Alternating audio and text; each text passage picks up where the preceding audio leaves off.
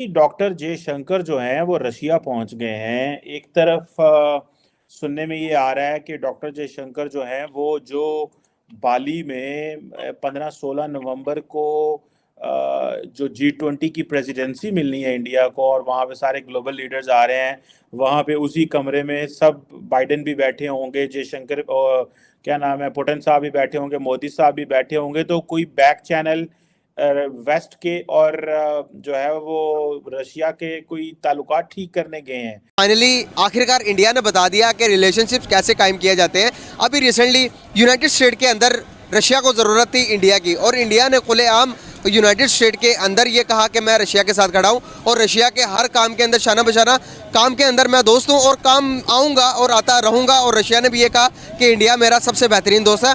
Doctor Jaishankar साहब का जो विजिट है रशिया का, उस हवाले से, और इम्पोर्टेंट इसीलिए, वैसे भी तो खैर वो बहुत ज्यादा विजिट्स करते हैं, पूरी दुनिया में फिर रहे होते हैं, और लगता है ऐसे कि बहुत कम न्यू दिल्ली में होते हैं, ज्यादातर दूसरे जो कैपिटल्स होते हैं कंट्रीज के वहां पे। और मेरे ख्याल डिप्लोमेट्स का काम भी यही होता है, या फॉरेन मिनिस्टर का काम भी यही होता है।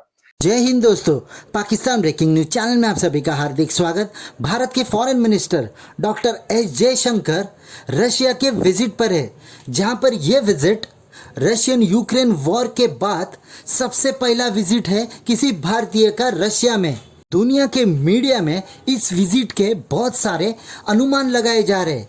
वेस्टर्न मीडिया तो इसके ऊपर अपनी आंख लगाए बैठा है कि भारत और रशिया के बीच में कौन से टाइज होते हैं और कौन से ट्रीटीज इन दोनों देशों के बीच में साइन किए जाते हैं। भारत को अगले साल G20 की प्रेसिडेंसी मिलेगी, जहां पर भारत में G20 की मीटिंग होनी है।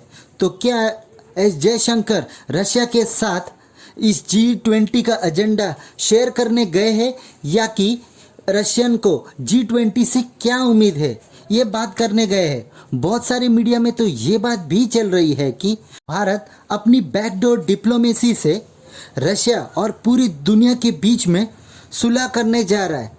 वहीं पर रशियंस भी ये चाहते हैं कि भारत मध्यस्थर करे और जो भी रशियन यूक्रेन वॉर चल रहा है उसको सॉल्व करने में मदद करे। अब इस दौरे की असलियत अभी बाद में ही पता चलेगी, जब इसके ऊपर कोई ऑफिशियल कमेंट आएगा। ऐसी वीडियो को अंतिम तक देखते रहिए, लाइक कीजिए, शेयर कीजिए और सब्सक्राइब कीजिए हमारे चैनल को, और बेल आइकन दबाना बिल्कुल भी ना भूले। और आपकी जो भी राय हो उसे कमेंट बॉक्स में ज़रूर दे। धन्यवाद। सुमित भाई, डॉक्टर जयशंकर जो हैं वो रशिया पहुंच गए हैं। एक तरफ सुनने में ये आ रहा है कि डॉक्टर जयशंकर जो हैं वो जो बाली में 15-16 नवंबर को जो G20 की प्रेसिडेंसी मिलनी है इंडिया को, और वहाँ पे सारे ग्लोबल लीडर्स आ रहे हैं। वहाँ पे उसी कमरे में सब, बाइडेन भी बैठे होंगे, जयशंकर और क्या नाम है, पुतिन साहब भी बैठे होंगे, मोदी साहब भी बैठे होंगे। तो कोई बैक चैनल वेस्ट के और जो है वो रशिया के कोई ताल्लुकात ठीक करने गए हैं। ये जो विजिट है इसमें काफी सारे डायमेंशन है चीमा साहब, और आज आपने खुद बोला कि हम कुछ नेगोशिएट वगैरह, बैक चैनल टॉक्स वगैरह कर रहे हैं, वेस्ट और रशिया को पास लाने की कोशिश कर रहे हैं। तो बड़ी सम्मान की बात है, हमें ये अपॉर्चुनिटी मिल रही है और दुनिया के पटल पे हम इतने बड़ा हमारा स्टैचर हो गया, वेस्ट और ईस्ट को साथ ला रहे हैं, उनके बीच ब्रिज बन रहे हैं।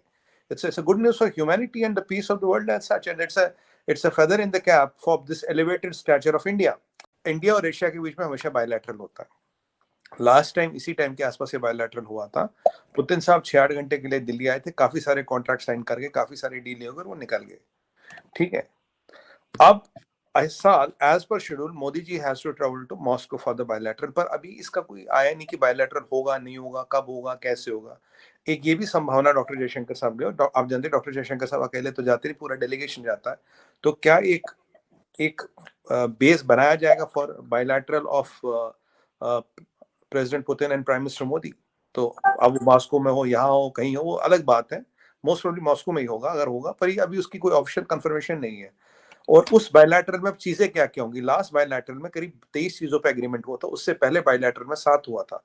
Last bilateral, the things which were agreed and the cooperation was given was on 21 items. Before that, it was limited to 7-8 items. तो अब की बार जो नई जियोपॉलिटिकल सिचुएशंस बनी, इसमें जो बायलैटरल होगा ये किस लेवल पे जाएगा, कहाँ जाएगा, ये देखने की बात है। दूसरी बात, एशिया, इंडिया और रशिया के बीच काफी चीजें, कारोबार, वेपन, ट्रेड वेड, ये सब चलता रहता, उस पर बातचीत होगी, उस पर बिजनेस एज यूजुअल बात होगी।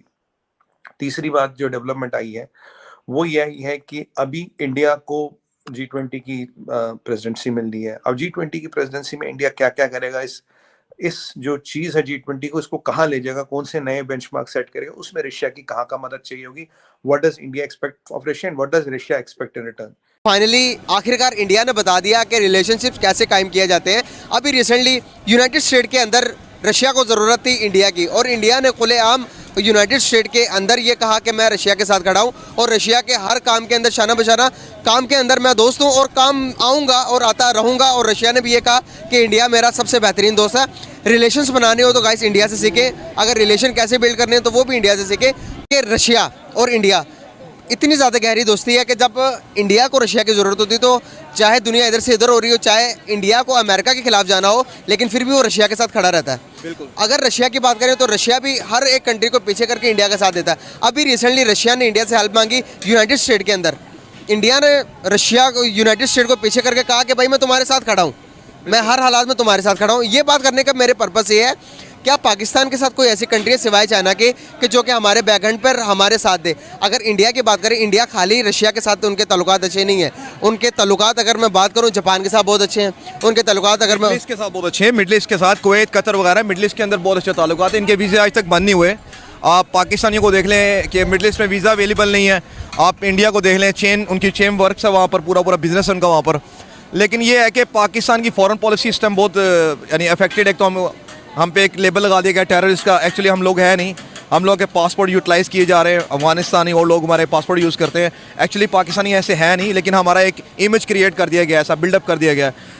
But Pakistani is a very peaceful country and peoples are very lovable. तो ऐसा कुछ नहीं है, लेकिन अभी हमारी स्टेबिलिटी नहीं है मुल्क में, क्योंकि सियासी जो हालात जा रहे हैं। इंशाल्लाह फॉरेन अफेयर में जब हालात बेहतर होंगे, एज ए मैं क्योंकि ओवरसीज़ भी हूँ, मैं जानता हूँ, क्योंकि मेरी काफ़ी उम्र बाहर भी गुजरी है, तो पाकिस्तान को अच्छी निगाह से देखा जाता है। We are atomic power. हम लोग कोई इतने नॉर्मल भी नहीं है, लेकिन इतना हमें लोग आसान भी नहीं लेते। लेकिन एक टाइम आएगा कि हमारी फॉरेन पॉलिसी अच्छी हो जाएगी। जो फॉरेन पॉलिसी पे बिल्कुल भी तवज्जो नहीं दी जा रही, इसी वजह से हम लोग पीछे। ये विजिट अनाउंस होता है जब पीछे एक ये टैक्टिकल बॉम्ब की बातें बहुत चलने लगी। भाई रशिया ने ड्रिल शुरू कर दी कि भाई अगर हम पे न्यूक्लियर अटैक होता क्या करेंगे। वेस्ट ने वो एमेगाडॉन वाला वो थ्योरी डाल दी। तो कहीं ना कहीं दुनिया के स्टेज में पीछे एक कवायद ऐसी की गई कि भाई कहीं न्यूक्लियर वॉर का एक रूपरेखा, एक बैकग्राउंड कहीं ना कहीं बनाने की तैयारी है। अब इसमें खिलाड़ी कौन कौन है? खिलाड़ी बहुत है इसमें कहीं ना कहीं। अब इनको, क्योंकि देखिए अमेरिकन को लगता है कि भाई जितनी सर्दी आएगी उतना पुतिन का पलड़ा भारी होगा। पुतिन अभी ढंग से लड़ा नहीं है जी। Putin has kept his last for the best. Putin is waiting for the winters to set in. ये अमेरिका को अच्छी तरह से पता है। वहां यूरोप में सर्दी पड़ेगी तो वहां हवा टाइट हो जाएगी, यहाँ गैस वैसा नहीं। जर्मनी की हालत खराब हो गई है। जर्मन के चांसलर भी पीछे चाइना पहुंच गए। खुद सोचिए, जर्मनी का चांसलर चाइना पहुंचना, बिल्कुल खुद सोचिए। मतलब मैं आगे क्या बोलूं। हैरानकुन किस्म की डेवलपमेंट। बिल्कुल, मतलब it was kind of, I mean you can imagine the kind of things which are happening in Germany. जो मैं हमेशा कह रहा था कि इनकी हालत बहुत खराब है, ये भी भागते नजर आएंगे कुछ दिनों में। राइट। अब सर ये फखर भाई ये वहां पहुंचते हैं तो तभी आपको याद होगा राजनाथ सिंह जी ने भी बात की थी रशिया, जब ये न्यूक्लियर की बात हुई। और एक और चीज हुई, जब पहली बार सिविलियन कैजुअलिटीज हुई तो इंडिया ने अपना थोड़ा स्टैंड बदला। हमने कहा देखिए हाउ सिविलियन कैजुअलिटीज के खिलाफ है, चाहे वो इस तरफ हो उस तरफ हो, कहीं भी हो। अगर रशिया से यूक्रेन में होती है या यूक्रेन से रशिया में, दोनों का इक्वल टर्म्स में विरोध करते हैं। जंग में सिविलियन कैजुअलिटीज नहीं होनी चाहिए।